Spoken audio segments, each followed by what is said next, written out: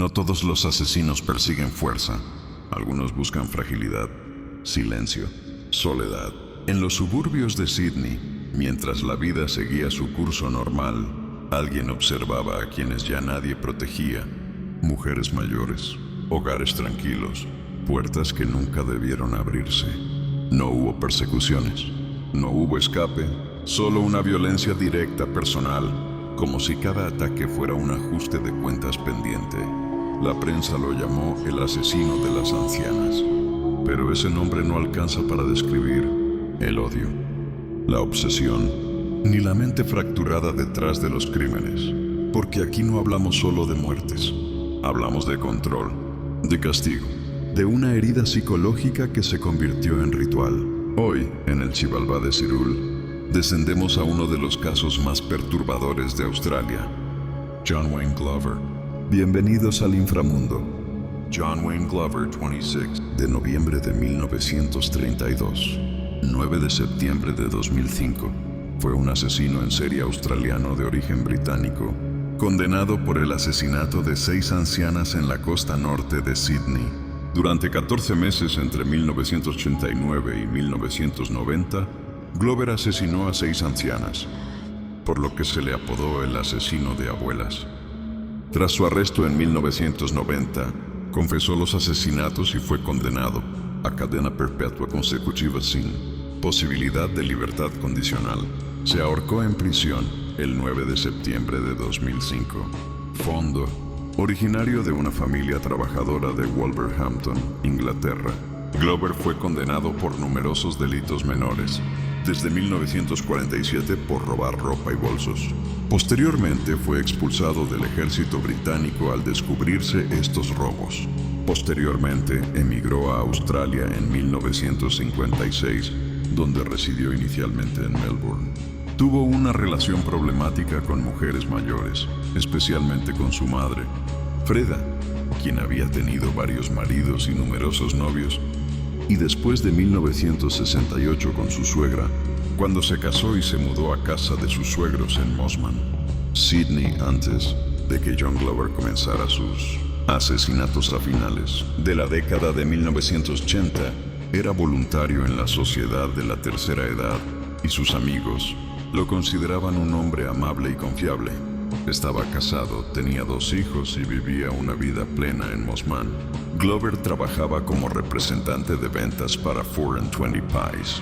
Delitos previos, década de 1960. Poco después de emigrar de Inglaterra a Australia, Glover fue condenado por 2 cargos de hurto en Victoria y un cargo de robo en Nueva Gales del Sur.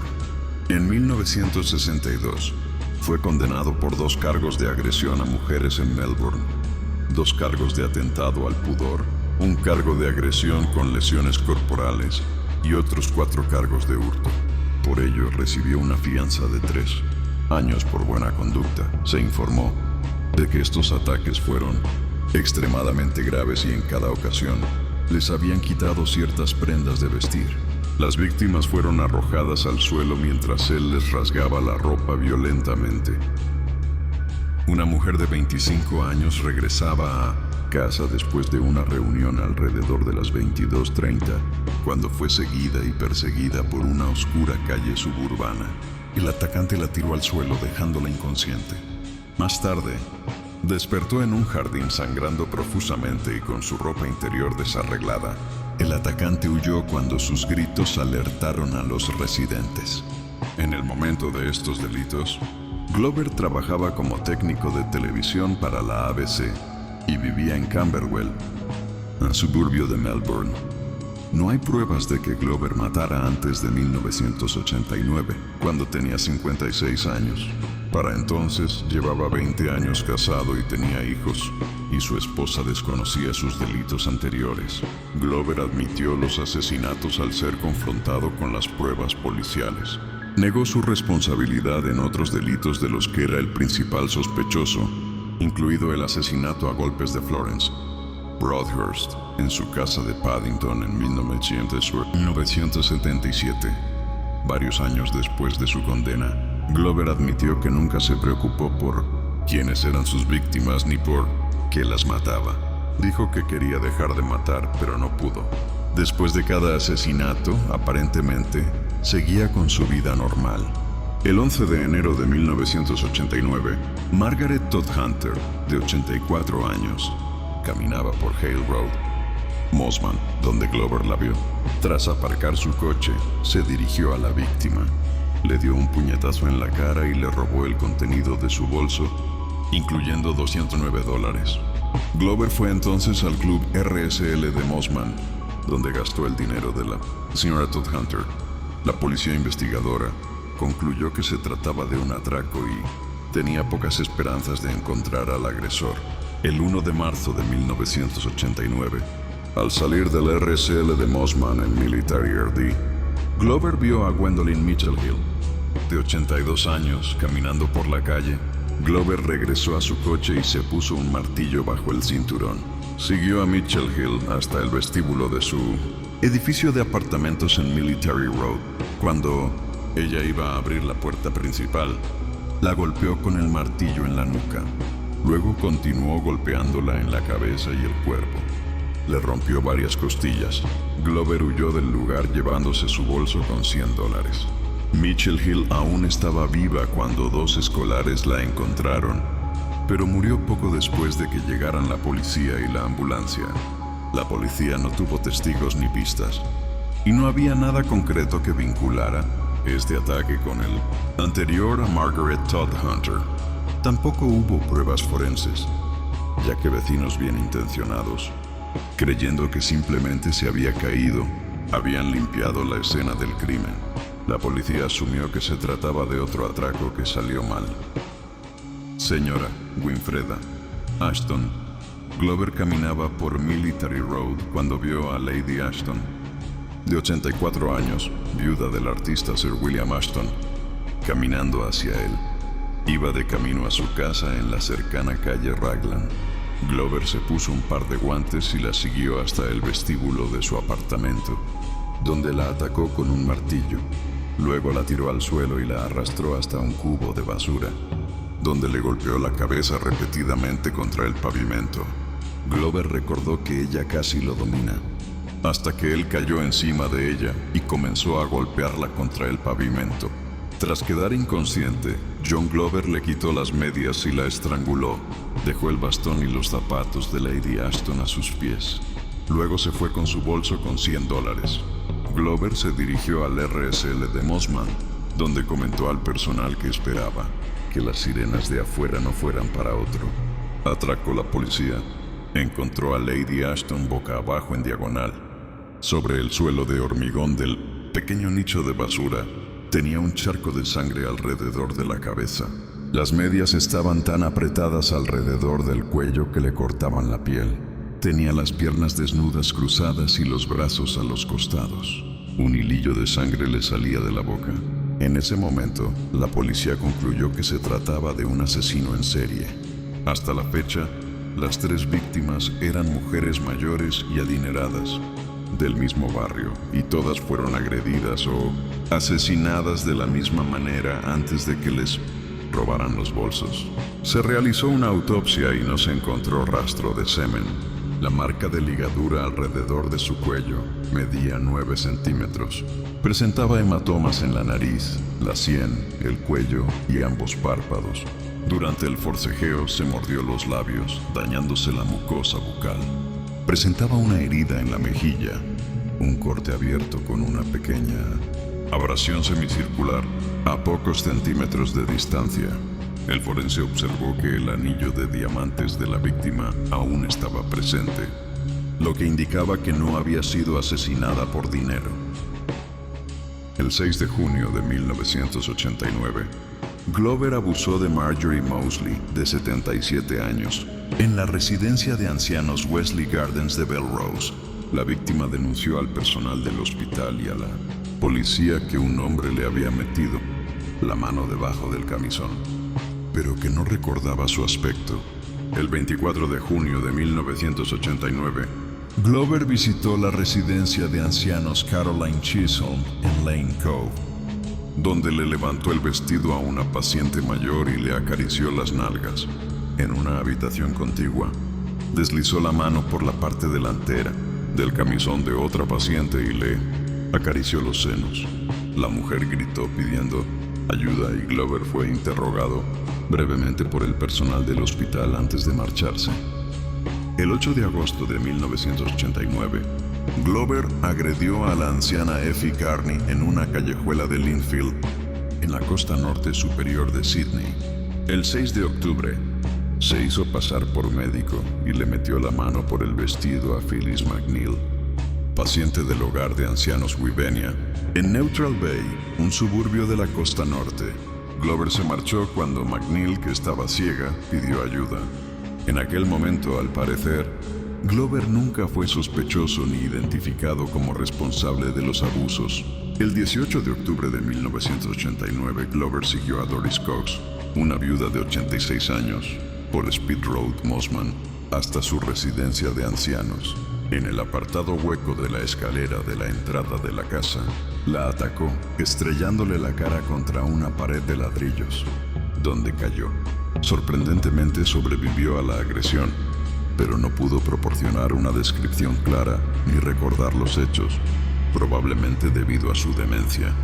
Según ella, el atacante era un hombre joven, posiblemente un adolescente o un patinador. Proporcionó a la policía un retrato robot, pero la escena fue nuevamente barrida por los vecinos antes de que llegaran los investigadores.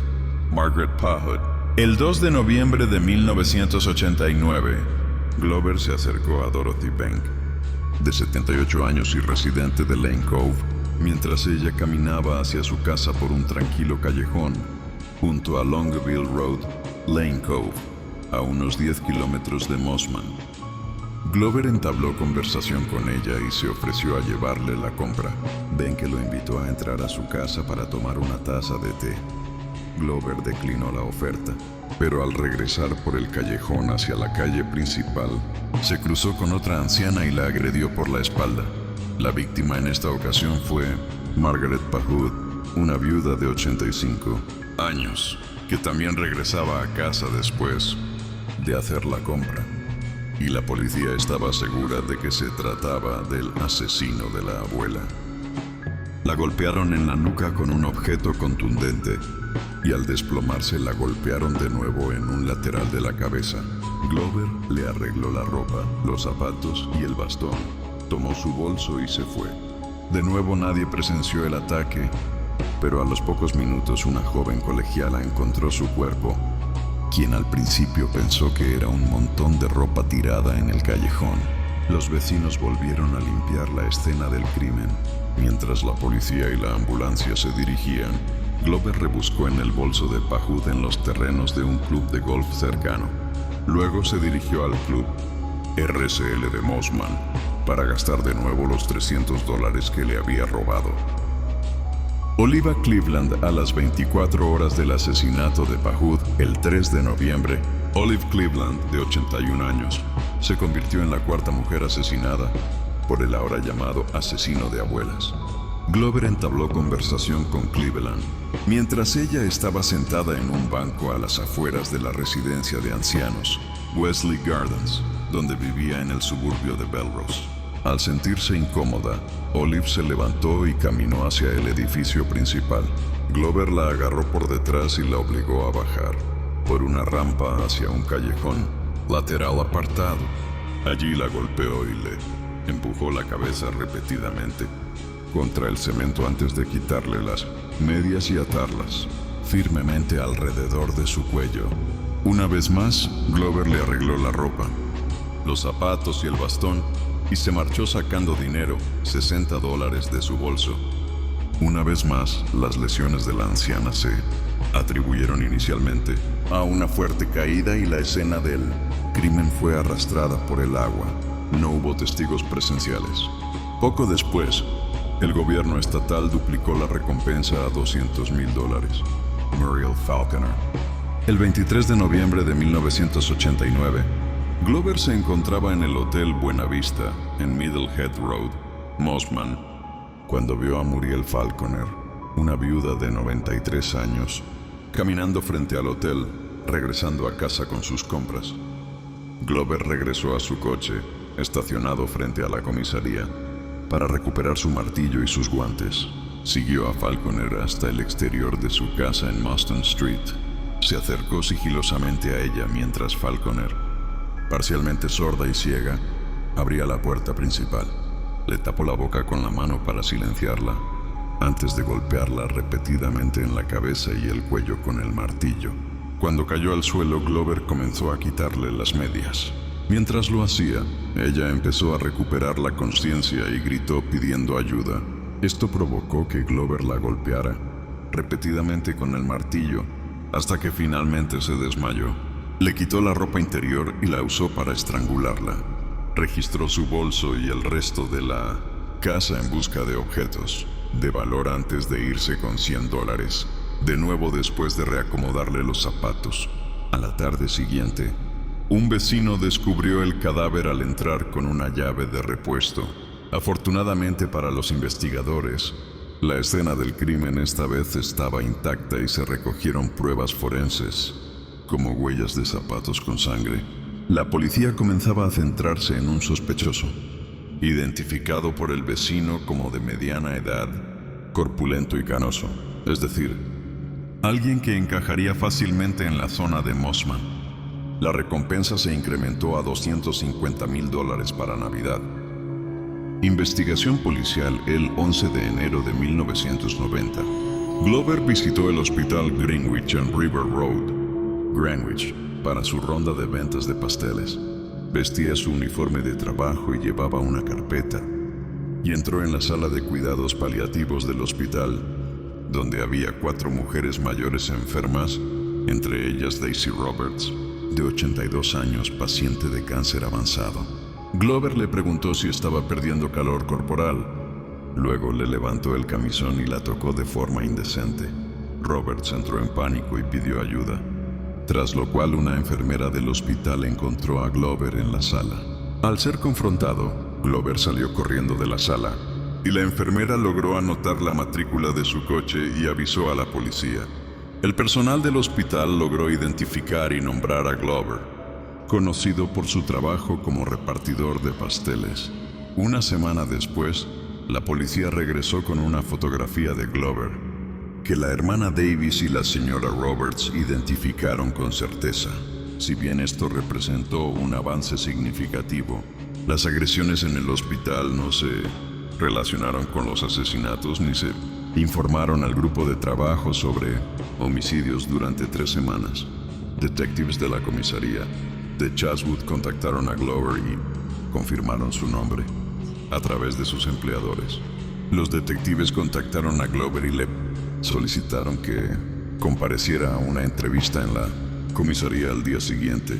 Al no presentarse, la policía llamó a su domicilio y su esposa les informó que había intentado suicidarse por sobredosis y se recuperaba en el hospital Royal North Shore.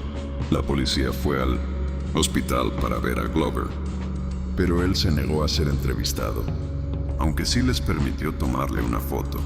El personal del hospital entregó a la policía una nota escrita por Glover en el medio de la página del papel comercial 4 and 20 Pies, que contenía las palabras "no más abuelas". Abuelas y Essie, la suegra de Glover, empezó. Pasaron 2 semanas antes de que la nota de suicidio y la foto fueran entregadas al grupo de trabajo, que ahora cuenta con unos 70 miembros. Tras lo cual los detectives creyeron de inmediato que Glover era el asesino, aunque no tenían pruebas. El jefe del grupo de trabajo de detectives declaró: "Si nos hubiera dicho 'no quiero hablar', no habríamos podido probar nada". Aún así, la foto coincidía con las descripciones del sospechoso canoso y, en su trabajo como vendedor de pasteles, Glover podría haber estado en cualquiera de las escenas del crimen. Glover fue interrogado sobre las agresiones en el asilo de ancianos y negó todas las acusaciones. La policía contaba con pruebas limitadas y decidió no interrogarlo sobre los asesinatos, lo que le habría permitido conocer las sospechas policiales. Glover estuvo bajo vigilancia policial constante, incluso en un momento dado, con un dispositivo de rastreo automático para asegurarse de que no lo siguieran Glover daba varias vueltas a la manzana o conducía en sentido contrario por calles de un solo sentido. John Glover mató a su sexta y última víctima, Joan Sinclair, una divorciada de 60 años con quien tenía una relación platónica en Beauty Point, Mossman. En esta etapa, la policía tenía a Glover bajo vigilancia constante y vio cómo Sinclair la dejaba entrar en su casa aproximadamente a las 10 a.m. Para la 1 p.m. no había señales de Glover ni movimiento dentro de la casa. La policía y el equipo de vigilancia se preocuparon alrededor de las 5 p.m. y obtuvieron permiso para entrar en la casa a las 6 p.m. Dos policías uniformados llamaron a la puerta principal, ostensiblemente para controlar los perros que ladraban sin respuesta, y vieron a través de la puerta de vidrio trasera un martillo tirado en un charco de sangre seca sobre una estera. 4 detectives registraron la casa y encontraron la cabeza golpeada de Sinclair envuelta en un paquete de toallas empapadas de sangre.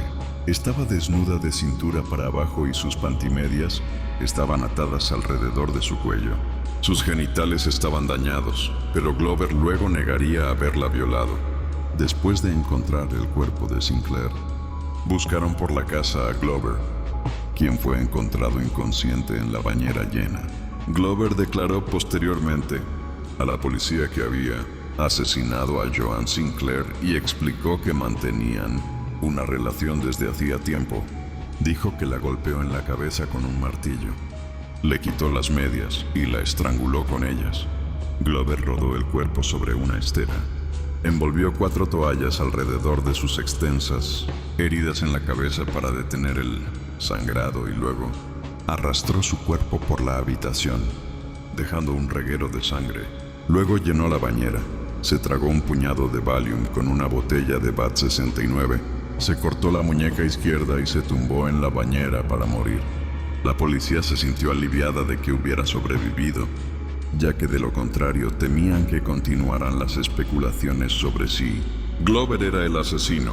Ensayo en el juicio, que comenzó el 28 de marzo de 1990, John Wayne Glover se declaró inocente de sus crímenes por responsabilidad atenuada. Un psiquiatra afirmó que Glover había desarrollado hostilidad y agresión desde su infancia, contra su madre y luego contra su suegra, quien, según se decía, lo desencadenaba. Cuando ella falleció, tuvo que descargar su agresividad en otra persona.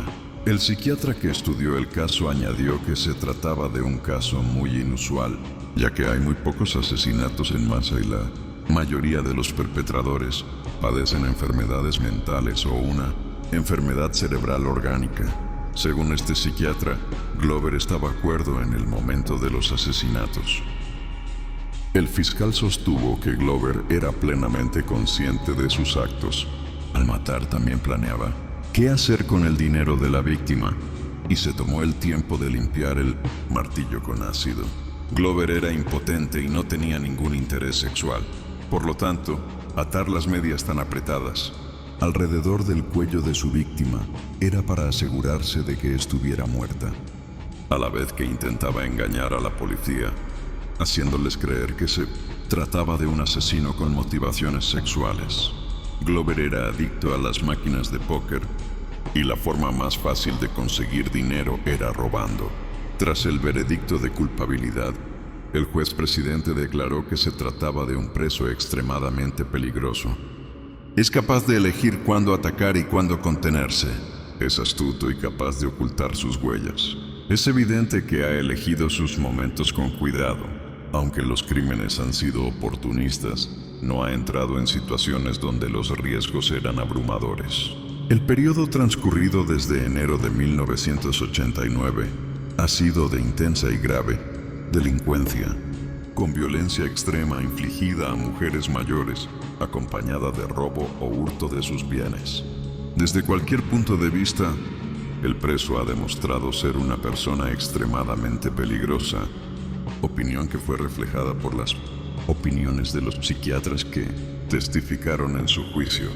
No tengo otra alternativa que imponer la máxima pena disponible. lo que significa que el preso tendrá que pasar el resto de su vida natural en la cárcel. Es inapropiado indicar una fecha para la libertad condicional.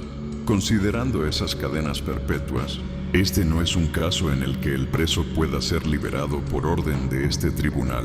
Nunca será liberado. Boceto de confesión. Días antes de que Glover finalmente se suicidara en su tercer intento conocido, le entregó a su último visitante un boceto. El boceto mostraba un parque con cambios significativos. Glover señaló que había 2 palmeras. En el centro de la palmera derecha se puede ver el número 9 entre hojas y ramas. Se dice que el número 9 representa el número de asesinatos que Glover cometió, o el número de asesinatos sin resolver que aún cometió. John Wayne Glover no buscaba huir, buscaba dominar, buscaba repetir una y otra vez la misma violencia que llevaba años creciendo dentro de él. Sus víctimas no murieron al azar, fueron elegidas, fueron observadas, fueron atacadas cuando el mundo ya no las veía. La justicia lo encerró de por vida, pero el daño no terminó con la sentencia, porque el miedo que sembró cambió rutinas, rompió la sensación de seguridad y dejó una marca silenciosa en quienes sobrevivieron. Glover murió en prisión, pero el patrón que dejó atrás nos obliga a mirar de frente una verdad incómoda. El mal no siempre grita. A veces camina despacio, espera y ataca a los más frágiles. Este caso no es solo una historia criminal, es un recordatorio de lo que ocurre cuando la vulnerabilidad se convierte en objetivo. Si este descenso al Xibalbá te dejó algo que pensar, suscríbete al canal. Aquí no glorificamos al monstruo, lo despojamos de su máscara. Soy Cyrul, y esto fue el Xibalbá.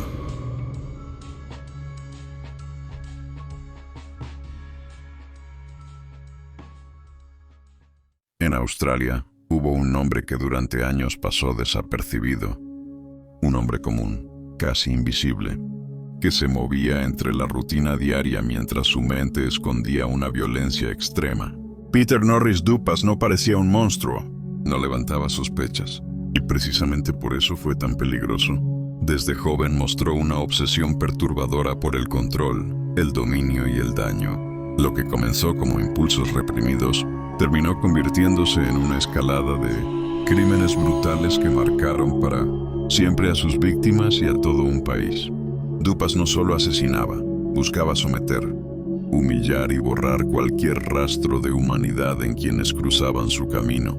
Este es el caso de un depredador silencioso, de un asesino en serie que operó durante años, y de cómo las señales estuvieron ahí desde el principio, pero nadie las detuvo a tiempo.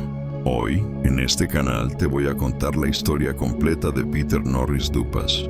Peter Norris Dupas era el menor de 3 hermanos, nacido en lo que se ha descrito como una familia bastante normal. Nacido en Sydney, Nueva Gales del Sur, su familia se mudó a Melbourne cuando aún era un niño pequeño. Como ambos hermanos eran bastante mayores, sus padres, ya ancianos, lo trataban como a hijo único.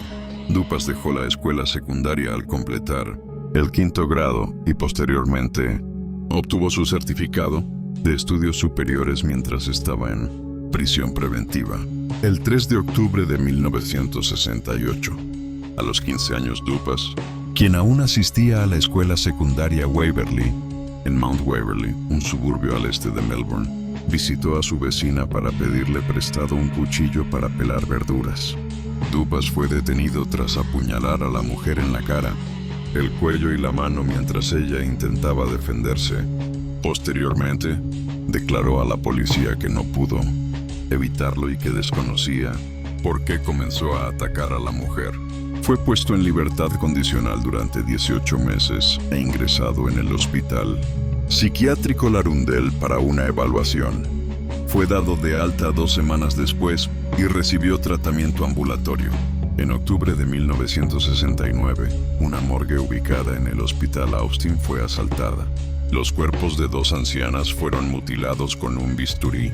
Un cuerpo presentaba una extraña herida de arma blanca en la zona del muslo. La policía ahora cree que Dupas estuvo involucrado en el allanamiento, ya que las heridas infligidas coincidían con las de Nicole Patterson, una víctima de asesinato posterior.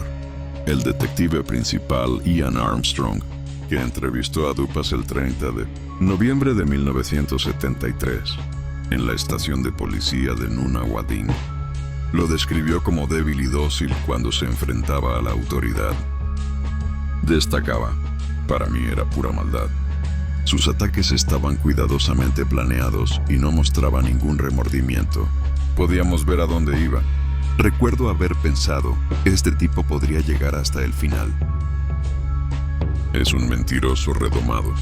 Es un joven muy peligroso que seguirá cometiendo delitos contra las mujeres y posiblemente causará la muerte de una de sus víctimas si no se le pone remedio. Tras ser condenado a 9 años de prisión por violación en 1974, el psiquiatra penitenciario Dr. Allen Bartholomew observó que Dupas negaba constantemente su actividad delictiva y señaló en aquel momento: estoy razonablemente seguro de que este joven tiene un grave problema psicosexual, que utiliza la técnica de la negación como mecanismo de afrontamiento y que debe ser visto como potencialmente peligroso. La técnica de la negación dificulta enormemente el tratamiento. Dupas fue condenado a 9 años de prisión, con una pena mínima de 5 años, por agredir a una mujer casada en su propio domicilio.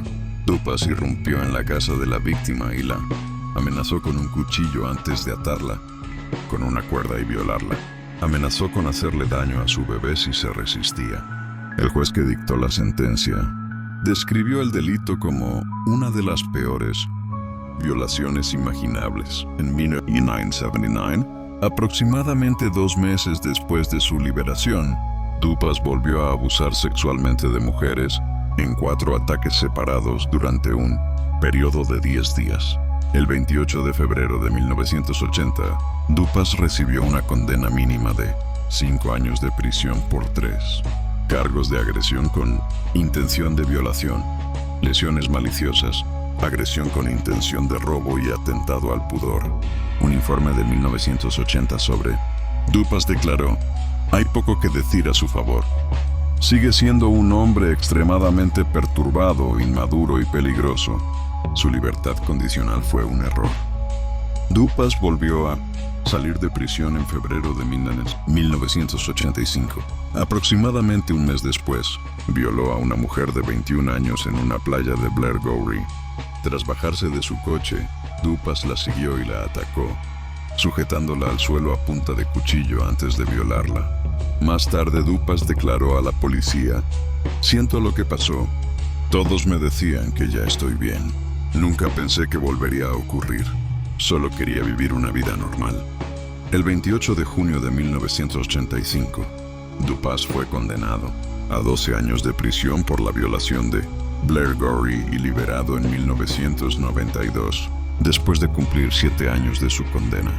Menos de 2 años después de su liberación, Dupas fue arrestado por cargos de privación ilegal de la libertad por un incidente en el lago Eppalock en enero de 1994, encapuchado y armado con un cuchillo, cinta aislante y esposas. Dupas siguió a una mujer que estaba de picnic y la apuntó con un cuchillo en un bloque de baños. Pero sus amigos lo persiguieron.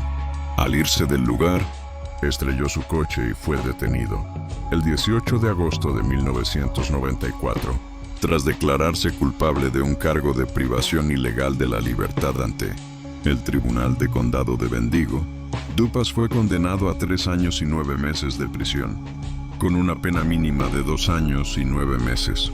En septiembre de 1996, fue liberado de prisión y se mudó a una casa en Pascoe Vale, un suburbio de Melbourne. El asesinato de Amanda Patterson, de 28 años, era psicoterapeuta y consejera juvenil. Trabajaba en la Fundación Juvenil Ardog, una organización creada para ayudar a jóvenes drogadictos. Patterson deseaba tener su propia consulta privada y usaba su casa de Northcote como oficina. Publicó varios anuncios clasificados en el periódico local Northcote Leader para ampliar su cartera de clientes. 2 vecinos informaron: haber oído los gritos de una joven que provenían de la casa de Patterson entre las 9:00 y las 9:30 de la mañana el día de su asesinato. Los intentos del novio de Patterson por contactarla por la tarde resultaron infructuosos, lo que levantó sospechas. El 19 de abril de 1999, una amiga descubrió el cuerpo de Nicole Amanda Patterson en la sala de su residencia en 1900 Harper Street, Northcote. La amiga de Patterson había acudido a una cena. Al oír música en la radio y descubrir que la puerta principal no estaba cerrada con llave, entró en la casa y encontró el cuerpo de Patterson gravemente mutilado. Patterson murió a causa de 27 puñaladas en el pecho y la espalda. Su cuerpo fue descubierto desnudo de cintura para abajo, con la falda encontrada en una habitación cercana y la ropa interior alrededor de los tobillos. Tenía pequeños trozos de cinta adhesiva, amarilla de PVC pegados al cuerpo, y ambos senos habían sido extirpados con un cuchillo afilado. Le robaron el bolso y el permiso de conducir durante el ataque. El arma homicida y los senos de Patterson nunca fueron recuperados. Las investigaciones policiales en la escena del crimen revelaron que Amanda Patterson tenía una cita a las 9:00 a.m. con un nuevo cliente llamado Malcolm, según anotaba en su diario personal, junto con un número de teléfono móvil. El número se rastreó hasta un estudiante indio de la Universidad Latrobe llamado Harry. La policía supo que Dupas se había acercado a Harry con una oferta de trabajo. El 22 de abril de 1999, la policía arrestó a Dupas al mediodía en el Hotel Excelsior de Minnetonka, Thomastown, y lo acusó del asesinato de Patterson ese mismo día. Los registros telefónicos revelaron que Dupas había realizado 3 llamadas previas a Patterson para concertar una sesión de terapia para tratar la depresión y la ludopatía. La primera desde una cabina telefónica pública, aproximadamente 6 semanas antes de su asesinato. Durante las 6 semanas siguientes, Dupas llamó a Patterson para intentar demostrar su vulnerabilidad. Dupas declaró posteriormente a la policía que canceló su cita con Patterson después de que ella le dijera que su problema era algo que él podía resolver por sí mismo. La policía también notó arañazos en la cara y la mano de Dupas, compatibles con una pelea reciente. Dupas afirmó que los arañazos se produjeron cuando trabajaba en el cobertizo de su patio trasero y un trozo de madera lo golpeó mientras usaba un torno. Sin embargo, Dupas no tenía torno. Posteriormente modificó su versión, afirmando que las lesiones se produjeron mientras trabajaba en el cobertizo y pasaba junto a un trozo de madera que sobresalía. Una revisión policial de la casa de Dupas reveló ropa manchada de sangre, cinta de PVC similar a la encontrada en la escena del crimen, un pasamontañas, recortes de periódico que detallaban el asesinato de Patterson y también un papel que contenía su anuncio de servicios de psicoterapia. Tras retirarse menos de 3 horas, el jurado regresó para emitir un veredicto de culpabilidad. El 22 de agosto de 2000, al condenar a Dupas a cadena perpetua, el juez Frank Vincent comentó: las perspectivas de su eventual rehabilitación deben considerarse tan desesperanzadoras que pueden descartarse. No hay indicio alguno de que haya sentido remordimiento alguno por lo que hizo, y dudo que sea capaz de una respuesta humana similar. En un nivel fundamental como seres humanos, nos plantea la terrible, amenazante e incontestable pregunta: ¿cómo llegó a ser como es? Dupas compareció ante el Tribunal de Apelaciones del Tribunal Supremo de Victoria en agosto de 2001 para apelar su condena por el asesinato de Patterson. Su apelación fue desestimada.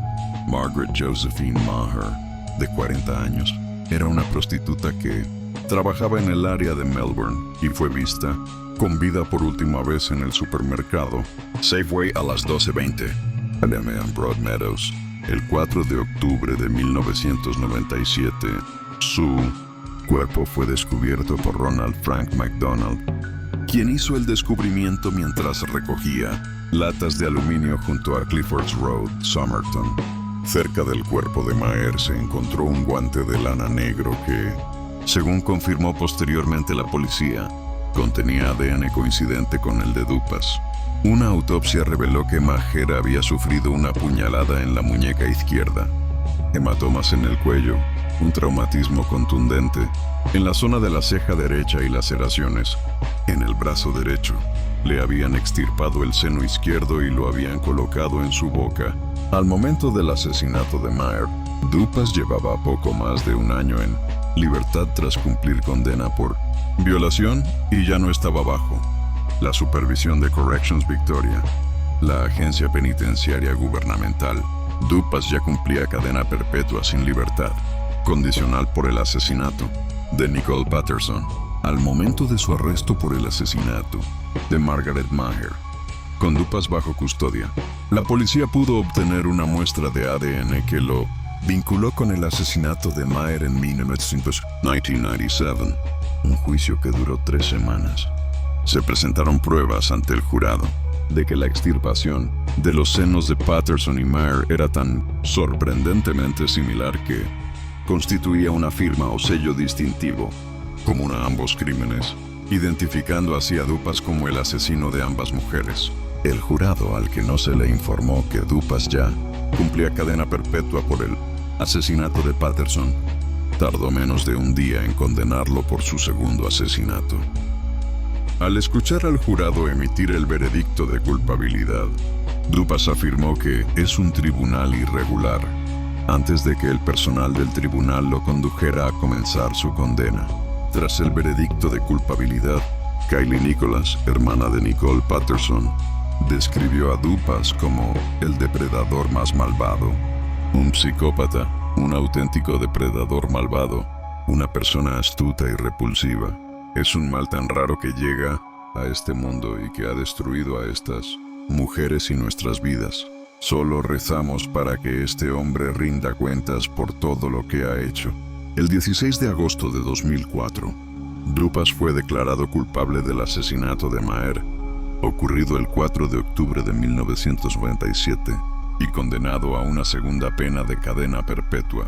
Ian Joblin, un psicólogo forense radicado en Melbourne, publicó un informe ante el tribunal intentando explicar la conducta reincidente de Dupas en materia sexual. Dupas atacaba a mujeres para cumplir fantasías de conquista y control. Para Dupas, la agresión real no ha estado a la altura de la fantasía que la precedió, y a veces la considera decepcionante. No se siente seguro ni con su actuación ni con la respuesta de su víctima, y debe buscar otra víctima, esta vez la indicada. Por lo tanto, sus agresiones se vuelven bastante repetitivas. Durante la sentencia, Kay comentó que habría sentenciado a Dupas a cadena perpetua por el asesinato de Maher, incluso si no hubiera matado a Patterson, diciendo: en vista de su terrible historial criminal y de la gravedad del delito por el que ha sido condenado, es lógico que se le condene a cadena perpetua. Incluso si el asesinato de Nicole Patterson nunca hubiera ocurrido, no dudaría en imponerle cadena perpetua. Es evidente, tanto en el presente caso como en sus condenas previas por violación y delitos similares, que su delito está relacionado con su necesidad de reivindicar un odio perverso y sádico hacia las mujeres y un desprecio por ellas y su derecho a la vida.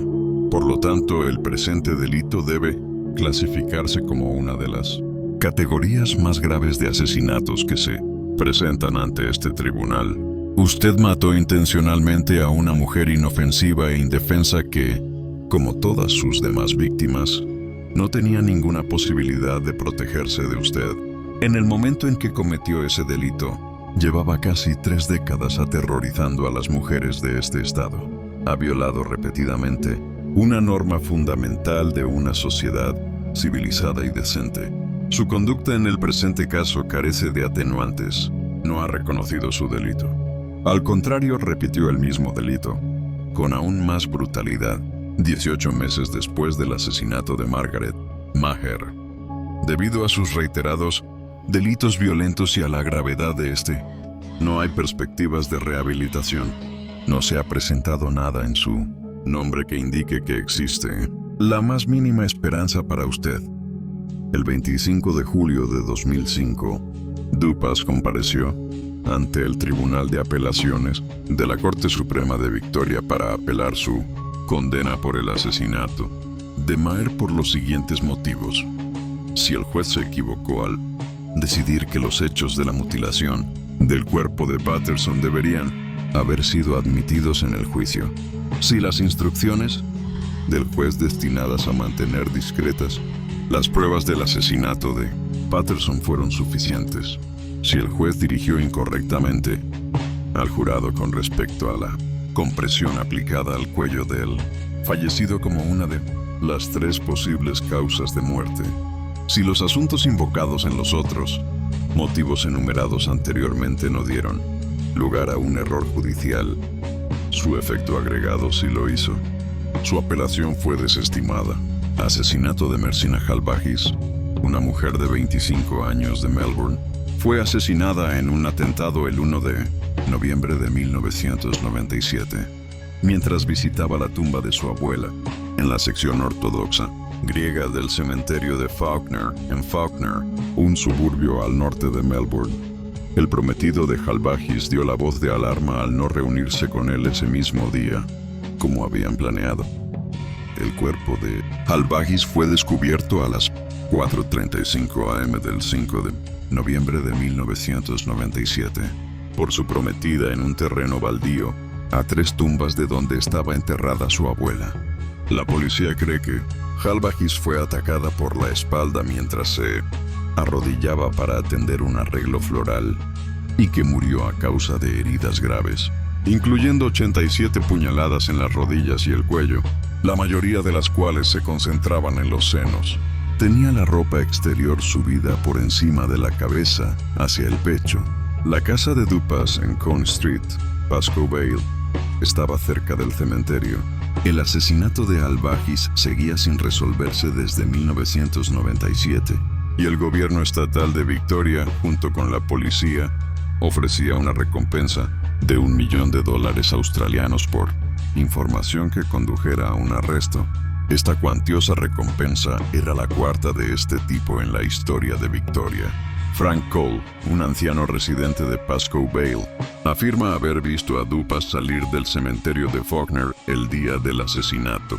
Cole había afirmado previamente haberle disparado a un dingo que sospechaba había matado a Azaria Chamberlain, de 2 meses, quien desapareció en un camping de Ayers Rock el 17 de agosto de 1980. Una mujer anónima que estaba visitando la tumba de sus padres el día del asesinato había visto a Dupas con gafas de sol corriendo tranquilamente por el cementerio. Una investigación sobre la muerte de Halbagis ante el forense Graham Johnston escuchó evidencia circunstancial en el caso contra Dupas en relación con el asesinato. 9 testigos identificaron a Dupas como un hombre que vieron en el cementerio de Fawkner el día que atacaron a Halbagis. La tumba del abuelo de Dupas se encuentra a 128 metros de la escena del crimen. Dupas frecuentaba el First and Last Hotel, ubicado frente al cementerio Fawkner. Dupas mintió a la policía sobre una lesión facial recibida en el momento del ataque a Halbagis. Dupas intentó alterar su apariencia después del asesinato de Halbagis. Dupas fue identificado por una mujer en fotografías policiales, quien dijo que lo vio minutos antes del ataque a 20 metros de donde ocurrió el asesinato de Halbagis. La detective Scarlett declaró en la investigación que un coche que se sabe que Dupas usaba en el momento del asesinato fue vendido a un compañero de trabajo el mes siguiente al asesinato de Halbagis. Desde entonces, el coche ha sido triturado y nunca fue examinado por los detectives. El patólogo forense profesor David Branson, quien comparó las heridas sufridas por Halbagis con las heridas sufridas por Patterson y Maher, dijo en la investigación que no había pruebas suficientes para sugerir que las heridas sufridas por Halbagis fueron infligidas con el mismo cuchillo o por la misma persona que había asesinado a las otras víctimas de Dupas. El abogado de Dupas, David Drake, informó a la investigación que la única prueba que lo vinculaba con el asesinato de Halbachis era su residencia cerca del cementerio de Faulkner y su reputación, basada en condenas previas por delitos similares. Añadió que la policía se basó en la creencia de que Dupas tenía propensión a atacar a las mujeres con cuchillos, lo que lo vinculaba con el crimen. El 1 de agosto de 2006, la investigación se aplazó indefinidamente después de que la policía presentara cargos contra Dupas por el asesinato de Halbachis, tras obtener una orden judicial que permitía interrogar a Dupas en relación con el asesinato de Halbachis. La policía lo recogió en la prisión de Barwon el 2 de septiembre de 2006 y lo trasladó a la comisaría de policía de St. Kilda Road en 1909, Melbourne, para interrogarlo. El 11 de septiembre de 2006, la policía acusó a Dupas del asesinato de Mersina Halbachis, después de que el abogado de Melbourne, Andrew Fraser, caído en desgracia, revelara que Dupas confesó haber asesinado a Halbachis mientras cultivaba maleza en la prisión de Port Phillip en 2002. Fraser le dijo a la policía que una vez encontró un cuchillo casero escondido entre la maleza en la prisión de Port Phillip y llamó a Dupas para que lo inspeccionara. Momento en el que se produjo la confesión. Solíamos encontrar cosas escondidas en el jardín, drogas, armas y otras cosas. Una vez encontré un cuchillo casero y llamé a Dupas para enseñárselo.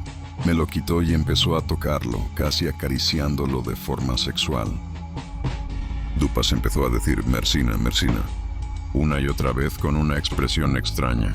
No me quedó ninguna duda de que Dupas había asesinado a Mersina. Esto no fue una especie de confesión en prisión donde alguien entra, se sienta en una celda una noche, toma una cerveza con otro preso y supuestamente alguien dice algo. Es mucho más fuerte que eso. Dupas y yo hablábamos con frecuencia, solos. Esto fue durante meses y meses en los que él me habló y se confesó conmigo. En una ocasión, mientras estábamos trabajando en el jardín, otro preso se acercó y empezó a insultar a Dupas. Le gritaba, «Mataste a Mersina, mataste a Mersina». Después de irse, Dupas se volvió hacia mí y me preguntó, «¿Cómo sabe ese cabrón que lo hice?». Tras acceder a declarar contra Dupas, Fraser fue liberado del centro correccional Fulham en Sale el 11 de septiembre de 2006, 2 meses antes de cumplir su condena de 5 años por tráfico de drogas. El gobierno de Victoria ha declarado que Fraser ahora puede solicitar una parte de la recompensa de $1 millón australianos ofrecida por información que conduzca al arresto del asesinato de Halbachis. El fiscal general de Victoria retiró la acusación de asesinato en el Tribunal de Magistrados de Melbourne y solicitó que el caso contra Dupas se remitiera directamente a juicio, evitando así el proceso de instrucción. El 26 de septiembre de 2006, Dupas compareció por videoconferencia ante el Tribunal Supremo de Victoria, acusado del asesinato de Halbachis, y se declaró inocente. El abogado de Dupas, David Drake, declaró ante el Tribunal Supremo que su cliente estaba siendo tratado injustamente al omitir el proceso habitual de instrucción en el Tribunal de Magistrados. La Corte Suprema de Victoria dictaminó sobre si Dupas enfrentaría una audiencia preliminar en noviembre de 2006. El 14 de noviembre de 2006, Dupas compareció ante la Corte Suprema de Victoria, ante el juez John Coldry, donde solicitó la oportunidad de poder interrogar al testigo Andrew Fraser antes de que se llevara a cabo un juicio penal. El 12 de diciembre de 2006, la Corte Suprema de Victoria ordenó que Dupas fuera presentado directamente a juicio por el asesinato de Mersina Halbachis, evitando el proceso habitual de audiencia de procesamiento. El juicio por el asesinato de Mersina Halbachis duró 22 días. El 9 de julio de 2007, el jurado seleccionado para el juicio fue desestimado por un tecnicismo legal, cuando el fiscal Colin Hillman, de la Corte Suprema, informó al juez Philip Cummins que se había incumplido la ley del jurado al no informar a los posibles jurados sobre la posible duración del juicio. El testigo de cargo y abogado caído en desgracia, Andrew Fraser, describió al jurado cómo Dupas atacó a Halbagis. Fraser ha presentado una reclamación por la recompensa de $1 millón. Dupas fue declarado culpable del asesinato de Mersina Halbagis el 9 de agosto de 2007 y compareció a una audiencia previa a la sentencia 8 días después. Dupas fue condenado a su tercera cadena perpetua sin pena mínima. El juez que dictó la sentencia autorizó a una cámara de televisión a grabar la sentencia de Dupas, la única televisada en Australia desde la sentencia en 1995 del asesino de menores Nathan John Avent. Al dictar sentencia, el juez declaró: la vida es vida. El asesinato de Helen McMahon era una mujer de 47 años que fue encontrada muerta a golpes en una playa de Rye el 13 de febrero de 1985. Aunque Dupas estaba encarcelado en el momento del asesinato de McMahon y no fue liberado. Hasta 2 semanas después, los investigadores se enteraron de que Dupas estaba en licencia previa a su liberación de la prisión y vivía en el área de Rye cuando McMahon fue asesinada. McMahon estaba tomando el sol en topless en la playa cuando fue atacada. Su cuerpo fue encontrado desnudo, cubierto por su toalla de playa. El lugar del asesinato de McMahon estaba cerca del lugar donde Dupas había violado previamente a una mujer de 21 años en una playa de Blairgowrie, por lo que fue condenado y cumplió una pena de prisión. La policía cree que McMahon pudo haber sido la primera víctima de asesinato de Dupas, aunque su asesinato sigue sin resolverse oficialmente. El asesinato de Kathleen Downs. Dupas es sospechoso del asesinato de Kathleen Downs, de 95 años, en la residencia de ancianos Brunswick Lodge, en Brunswick.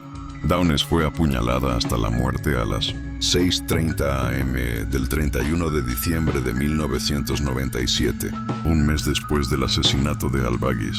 Las investigaciones policiales revelaron que Dupas había llamado por teléfono a la residencia de ancianos tiempo antes del asesinato. No se han presentado cargos por el asesinato de Downs. Se está considerando remitir el caso al forense estatal. Durante su encarcelamiento en la prisión de Pentridge, Melbourne, Dupas entabló una relación con la enfermera de salud mental Grace McConnell, 16 años mayor que él. La pareja se casó en 1987 en la cárcel de Castlemaine. McConnell describió su matrimonio con Dupas durante la investigación del asesinato de Mersina Halbagis. Insistía en que estaba enamorado de mí y que con mi ayuda podría salir de sí mismo y convertirse en una persona normal. Acepté casarme con Dupas, no por amor particular a este hombre, sino por la responsabilidad de ayudarlo a convertirse en un miembro útil de la comunidad. Para mí, nuestra relación era de madre e hijo. Nuestra vida sexual era muy básica, casi inexistente. Le seguía la corriente por responsabilidad. Llegó un punto en que no soportaba que me tocara. Su nueva esposa lo encontró egocéntrico, perezoso, necesitado y snob, y se divorciaron a mediados de los años 90. Peter Norris Dupas no fue un monstruo salido de una película. Fue algo peor. Fue real. Caminó entre la gente, pasó desapercibido y durante años nadie lo detuvo a tiempo. Las señales estuvieron ahí desde el principio. La violencia, la obsesión, el patrón, pero el sistema falló y las consecuencias fueron irreversibles. Las víctimas de Dupas no solo perdieron la vida, también fueron silenciadas por una larga cadena de errores, negligencias y oportunidades perdidas. Y cuando finalmente fue capturado, el daño ya estaba hecho. Nada devuelve lo que se perdió. Historias como esta no existen para alimentar el morbo, sino para recordar que el verdadero horror no siempre grita. A veces observa, espera y actúa en silencio. Si este caso te impactó, suscríbete al canal. Nos falta muy poco para llegar a los 1000 suscriptores, y tu apoyo permite que estas historias sigan siendo contadas, con respeto y sin censura. Nos vemos en el próximo descenso. Aquí en la oscuridad.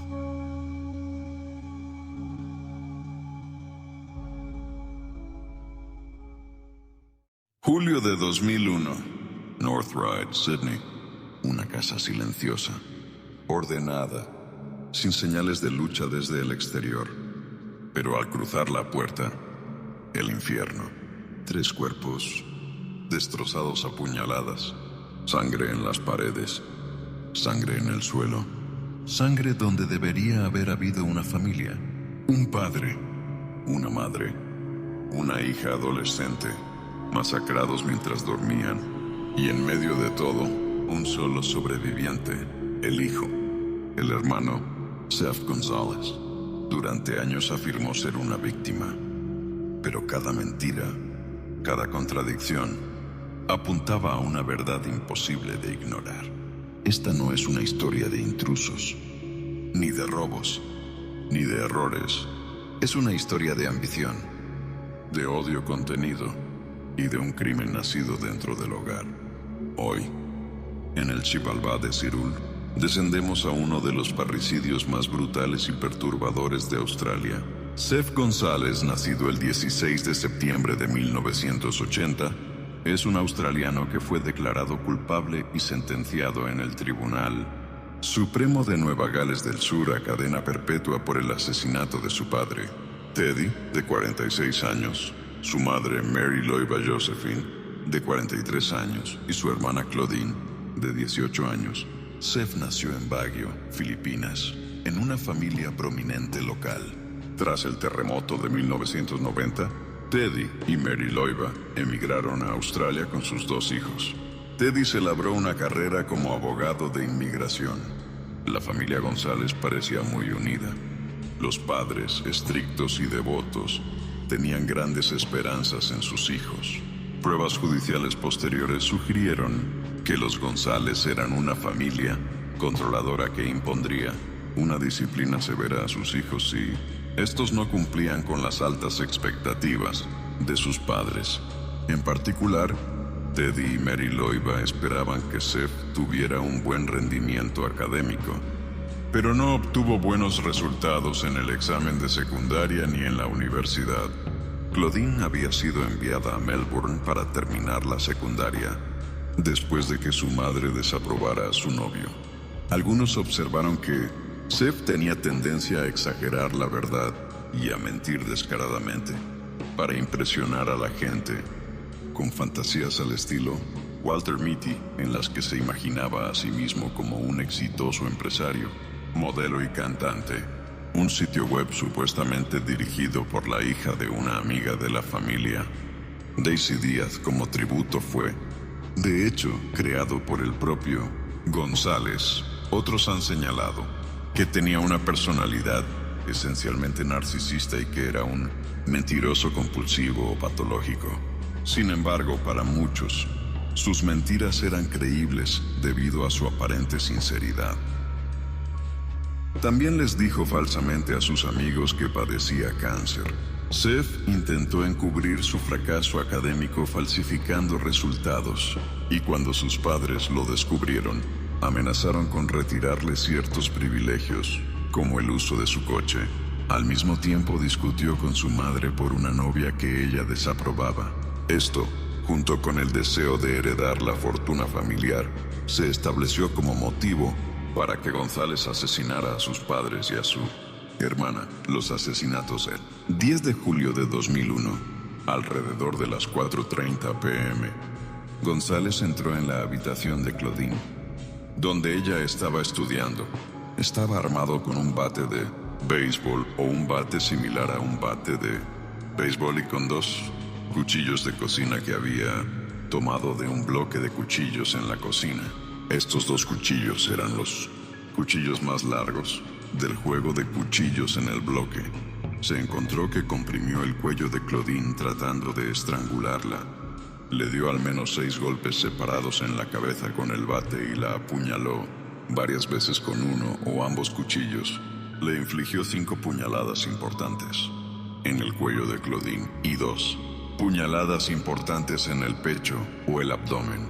La causa de la muerte de Claudine fue el efecto combinado de la compresión de su cuello, las lesiones en la cabeza por fuerza contundente y las puñaladas abdominales. Mary Loiva llegó a casa alrededor de las 5:30 p.m. Inmediatamente después de entrar, Seth la atacó con uno de los cuchillos de cocina de la sala comedor. González le infligió múltiples puñaladas y cortes en la cara, el cuello, el pecho y el abdomen. El ataque le cortó completamente la tráquea. Teddy llegó sobre las 18:50. Poco después de entrar en la casa, Seth lo atacó con uno de los cuchillos de cocina y le infligió múltiples puñaladas en el cuello, el pecho, la espalda y el abdomen. Una de las puñaladas le atravesó el pulmón derecho, otra el corazón y otra le seccionó parcialmente la médula espinal. Tras matar a su familia, González se deshizo del cuchillo o cuchillos que había usado, así como del bate que había usado para golpear a Claudine, y de los zapatos y la ropa que vestía al momento de cometer los asesinatos, que estaban manchados de sangre. Esa misma noche, también pintó con aerosol las palabras "que se jodan los asiáticos" KKK en una pared de la casa para intentar engañar a la policía investigadora y hacerles creer que su familia había sido víctima de un crimen de odio.